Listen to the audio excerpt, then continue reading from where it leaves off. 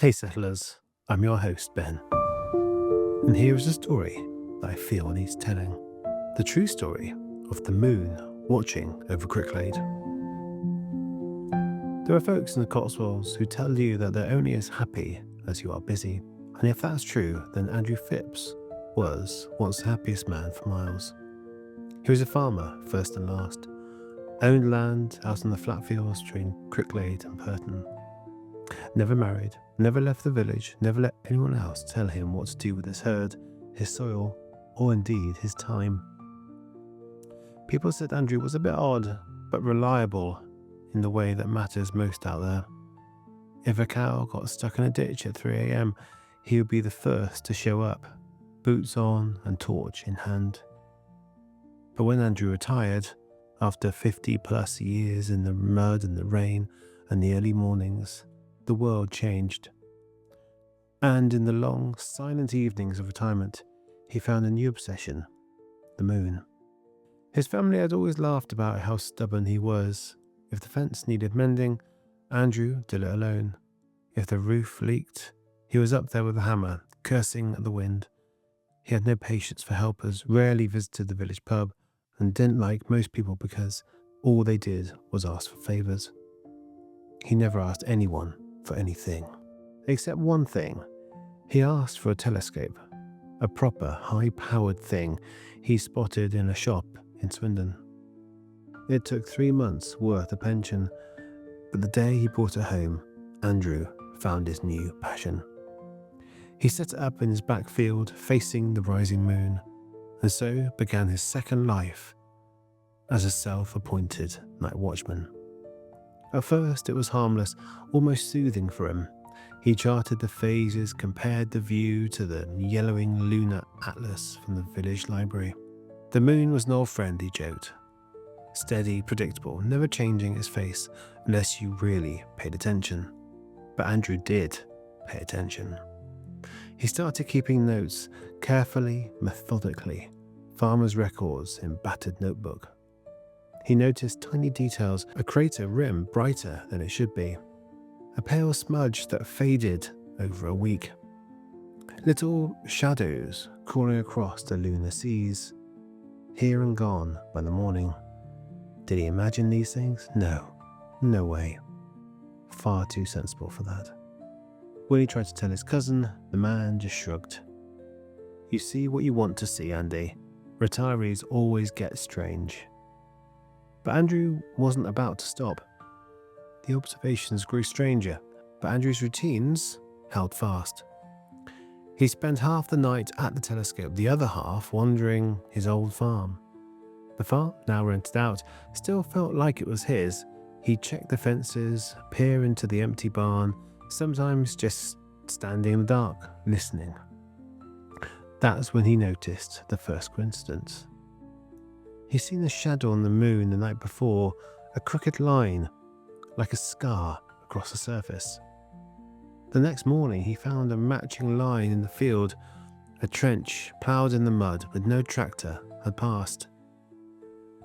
A week later, Andrew marked a cluster of new, spindly shapes in the telescope, jagged, dark, a bit like sharpened teeth. The following afternoon he stumbled on a group of old fence posts, sticking up from the ground in seemingly the exact same pattern. He walked the field with his notebook, matching sketches, checking the ground for prints or tools. Nothing. No explanation. He started to feel watched. He got a bit worried that he was getting a bit paranoid in his old age. Neighbours noticed Andrew growing more withdrawn, if that were even possible. He stopped coming to the local markets, stopped answering the phone.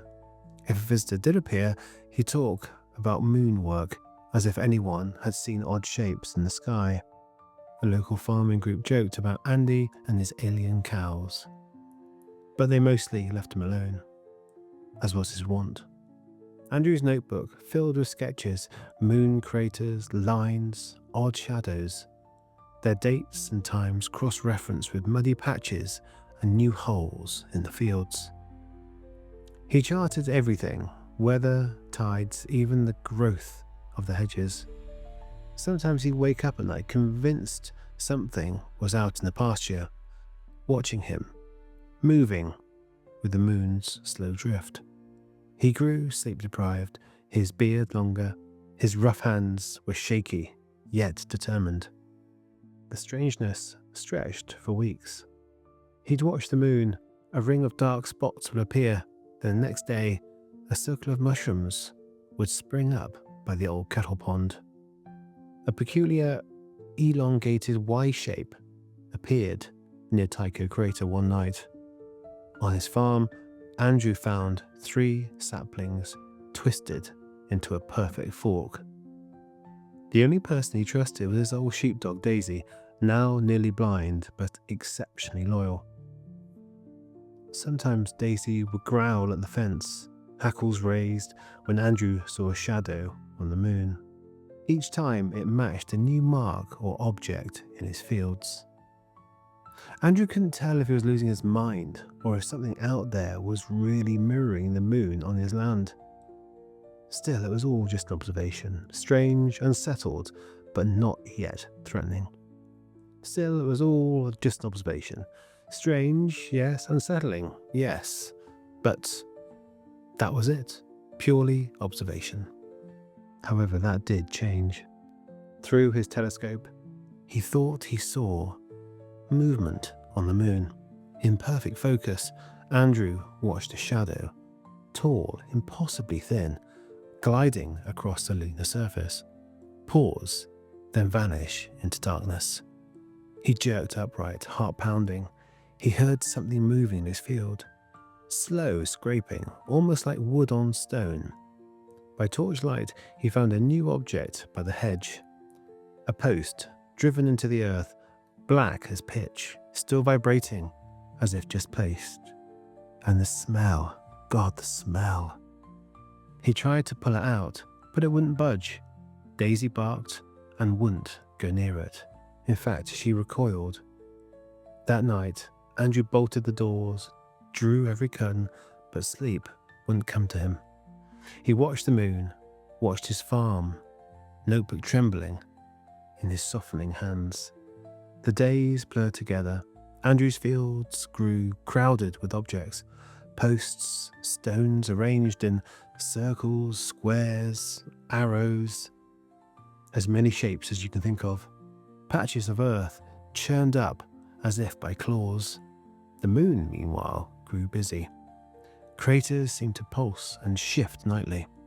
Shadows lengthened, fused, formed strange, angular shapes. Neighbours stopped visiting altogether. Andrew's phone filled with missed calls, concerned messages, but they were all ignored. His only companions were the shadows. His only companions were now the shadows. Now pressing right up to his window at night, moonlight casting long, unnatural silhouettes across the kitchen floor. One evening, during a rare full moon, Andrew sat dozens of figures. Andrew saw dozens of figures on the lunar surface, dark, crawling, converging on a single spot. In the same moment, he heard banging outside. He looked out. Every fence post in the field was moving, dragging itself close to the house. Daisy whined and hid under the table. Andrew ran outside, waving his torch. Nothing was allowed in his land. The field was crawling with shadowy shapes, always in the corner of his eye. Figures formed of mud and moonlight, taller than a man, with arms that stretched impossibly far. He screamed at them to leave, flung rocks, tried to chase them back, but nothing changed their pace. One figure seemingly stopped and turned. 2 pale glints where eyes should be, just like the shape of the moon. Andrew froze. He dropped his torch. The world filled with blinding white light. The next morning, the villagers found Andrew's house empty, every door unlocked. His telescope stood in the middle of a field, pointing straight up. The lens shattered. The farm was strangely silent too. No birds, no Daisy, Nothing but a notebook open on the kitchen table. On the last page, shaky handwriting. If you see it on the moon, you'll see it here. If it moves, run. No one ever saw Andrew again. Some said he lost his mind. Retirement is a harsh thing for a man used to work and worry. Some said he wandered off, unable to cope with the quiet. But on certain nights, when the moon is high over Cricklade and the fields are silver with dew, some villagers claim to see a lone figure walking the pasture, carrying a cylindrical object, always staring up at the sky. If you look closely, his shadow doesn't quite touch the ground. Maybe it was all a dream, a tired mind spinning stories in the dark, unmoored from purpose. Maybe a farmer's heart just can't handle stillness. Or maybe sometimes the moon looks back. Thank you for staying with me. If you got this far, you most likely like lost stories. Thusly, I would recommend this story on screen right now.